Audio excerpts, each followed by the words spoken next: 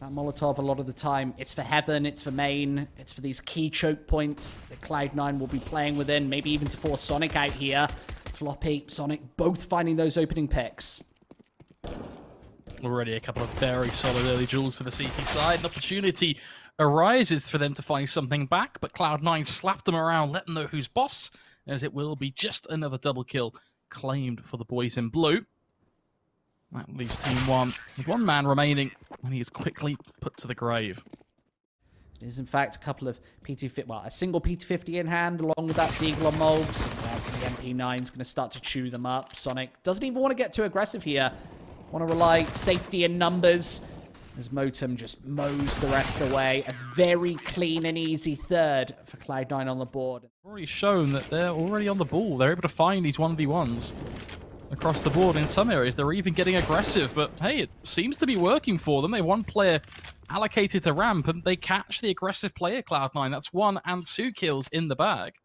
But when it's Mobs to take the aggressive initial position, doesn't get taken through as well. That was an opportunity. As that first frag falls on deaf ears, the round should go with it. Cloud9 trying their best to actually poke in with a couple of kills, but both positions now given away, and the entirety of A falls the way of TeamOne. Should be an easy round to close out at this point. The question mark currently is whether Cloud9 even want to go for this retake. It's incredibly difficult, one of the hardest sites to get back into in the entirety of CS, and especially with Floppy falling, there's no real equity in this for Motum. And then fell back, hold position, waited for Cloud9 to make the mistakes. They didn't. They can fall back outside, head towards ramp. I think it will be this A-side play, flopping out in the open right behind that smoke. It's an easy double spray down found as JT is able to triple it up. Motum hidden right around this corner. Does go down, but Cloud9, they're able to collapse. That's an easy fourth. And that A-site take, which is usually it's round number 4, they've already decided to throw in a bit of a change of pace with the double snipers. Motum gets aggressive, finds 2. That's the whole outer prod absolutely eliminated. And it's back to the A site. A flurry of deagle shots opens things up, but they're not done just yet. OC, Sonic, both trying to snipe down from above. Guardian angels of this A site. Here for Cloud9, they're going to have to work for it now. The upside is lots of utility in play, so they can use those smokes now, close down the important angles on the site itself, but there's also a lot of things that can be opened up, like those little doorways and a point-blank headshot. Well, that makes things really quite complex now as, well, they play peekaboo again and the same thing happens. It's another headshot in the bag. I'd like to think so. And what if these doubled up deagles were able to do anything here? Obviously JT snapping for the first, but no rifles gained, and well, Floppy will at least sneak in for a second, but I would imagine that will be all she wrote it. Now, there is a little sneaky SMG looking to maybe grab one from behind, but that's a struggling affair. Bullet starts to connect, but it is too little too late. Motum is perhaps stealing away an AK-47 if anybody tries to get too greedy. Nevertheless, it's the headshots come through. Dust 2, Train, and Mirage. So you see a couple of those, well, that solid CT map in the form of Train. Really, Cloud9 have a really quite decent Train T side, and it's actually their biggest win rate even on the board as well. So maybe throwing a bit of a spanner in the works in this series. I don't think TeamOne would have necessarily been expecting. Here, of course, the AK is carried through. The big question is, what do they do with it? From TeamOne, just pushing back Cloud9 from getting any freedom towards this A side. As the push now starts to take shape, and well, already being able to swing out wide with one is good, but Motor is quick to trade, and with the AWP up and above playing Guardian, the shots do start to land. It's Sonic, last man standing though, 1 versus 1. It does open up a lot of questions for PRT. He has no idea where Sonic's coming from. Unfortunately, he has to make a lot of noise before dropping down onto A here. He's going to instantly just tap this defuse. The Molotov comes through and a shot through 2. Means that, well, PRT knows exactly what's going on. He can connect with the shots and level up that scoreline once again. Sided half here. I'd be shocked if Cloud9 fall too far behind, but I'm a sneaking suspicion they're not going to be able to get ahead either. Yeah, when you look at this on paper, this scoreline's a little deceptively close right now. TeamOne, they've taken the overwhelming lion's share of the gun rounds, and now an opportunity to pipe it back in Cloud9's favor. A couple of shots come through. OC as well. Nailing control into lobby. They are, well, pretty much everywhere right now, swarming all over this map. OC connecting with yet another shot. It leaves it down to this 1 versus 4. C4 all the way out in the open. This is practically an impossible situation with 50 seconds left. I actually love that Cloud9 give away this bomb, knowing that both of these bomb sites are totally under wraps, and Motem's there to finish things off. So, yeah, I think that in an ordinary match of CS, you'd be incredibly happy with 6 rounds in this newest iteration of Nuke. I think against Cloud9, we know how good that T side is. We've just got to see what happens on the flip side. They seem to be a lot more comfortable now. Against the pistols again, Sonic's just going to fall right back to B. He's got a little bit of support here from Floppy as well. They start to rail and nail in the headshots. There's another one. Nice snappy stuff. As maybe Cloud9 are starting to feel themselves here on this first map of this qualifier. Got to be careful against this AWP. Malik is very capable at piping in the damage and, well, gets instantly shut away. Lovely angle from JT there. Smoke execute down on the A site. Those have been the rounds where TeamOne have been able to push the issue and get something done. And we're seeing that here, in fact, this A play was so little utility in play. I don't think it was a single smoke actually on the site. It was a complete disaster. Just wiped away like a smudge. And TeamOne, they're not going to get caught off guard. They're going to play with a bit of aggressive stance as well. Ooh. That's a cheeky way to start the round.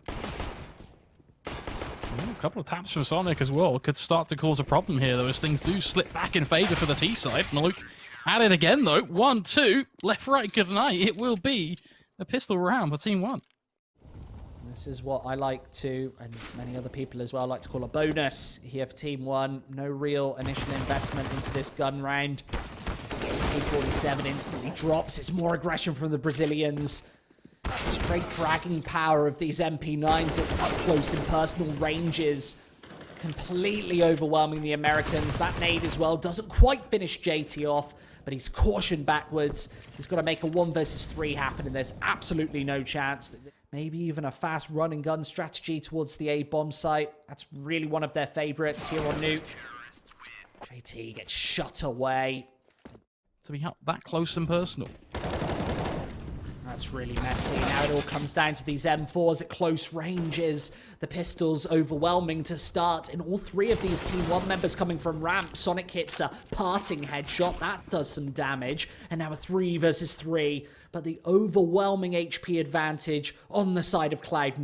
They're going to get up close and personal here. See Floppy closing the ranges with that P250 in hand. Should be able to nail at least one of these CTs. And this crossfire is going to be so brutal closing in. The flashbang doesn't get anything done as PRT drops. Cloud9 are all over this one. Easy with the P250 as Floppy gets aggressive. And that's double digits just like that.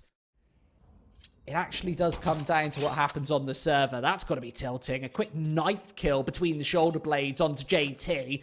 As Pessa's going to rake in the cash. That's an opportunity back into this 21st now. One of the more common scorelines in Counter-Strike, that's for sure. Well, let's see. TeamOne definitely closer to getting 10 for now, at least. These pistols doing a bloody good job of getting some damage done, to be honest with you here. You have to remember, TeamOne, a lot of these players getting kills they don't have rifles. I mean, another USP frag coming through. This is insanity. Lots of value being found by just pistol kills. Crit side of things. And this time the early warning system catches on, but unfortunately met with a quick AWP. So that's the first blood in the bag here. Now, that B play starts to really take some shape. You see 2 players come out through radio. 1 and done. Maluk supported as it becomes, what, a triple kill there for TeamOne all in. I said 16-11 TeamOne, right? That's what I said. Notoriously, my predictions are absolutely pants flakes. I am the man who gets it all wrong all of the time. Sonic can't pitch in the 1 versus 4, only doing some pretty banal damage. Yeah, really impressive. I feel like TeamOne are firing on all cylinders, and well, here comes the AWP. Luke speak and he appears. A couple of quick kills. Cloud9 now deciding to resort to this B site where JT is ready and waiting to pick apart the rotates. There's another headshot. Molbs, he falls down. There's just enough time to plant this bomb. Tapping in the digits, one-man advantage. Here, TeamOne, they need to nail a couple of stellar headshots to pick apart this after plan. I can't see it happening. Cloud9, they are triangulating around these CTs as another falls. I think they're just going to throw in the towel here. Cloud9, not sure how they were able to manage that one. It seemed to be just JT in the back lines. Maluk just gets a strike again with that AWP as well. You can see him pushing and prodding. He's hunting for it. Pessa, in fact, will be the first player to pick off one, but there Maluk goes. Classic Maluk.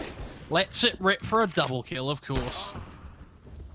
Nice, quick Not at a frags. third. I mean, this is just disgusting. Absolutely disgusting. Maluk.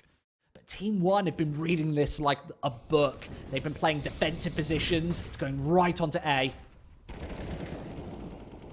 This is what it all comes down to. TeamOne drop the hammer, they whip it out and put it on the table. This is just death and destruction. It really is. Look at that. 14-12. Even holding the rotates in through ramp. But this is, or through vents I should say, but well, that's a decent position that TeamOne probably won't want to rotate through. I say that, and Pessa walks right into his crosshair. Bomb down should be a fairly routine retake. I'd like to think so, but maybe these pistols and that solitary AK can throw a curveball into the mix, but no, it's point-blank AWP action. Maluk just delivering more class act play. And it starts to look a little bit more cut and dry, like you say. Sonic lets it rip through the door, but that's all he can do. It will be job done for TeamOne. They move to 15-12. We do start to see some aggressive peaks come through, and this could be quite a nice singular kill. It will just be a matter of timing, and he gets away with it. Floppy, though, quick to trade. That's beautiful. They do come in on the flank from behind. That's a double kill in the bag as well. Oh, no. Surely they have to check for it. Oh, my goodness. 1 and 2. TeamOne. They send them packing. Amazon Prime delivering yet again as he smacks them home with a double kill clutch play.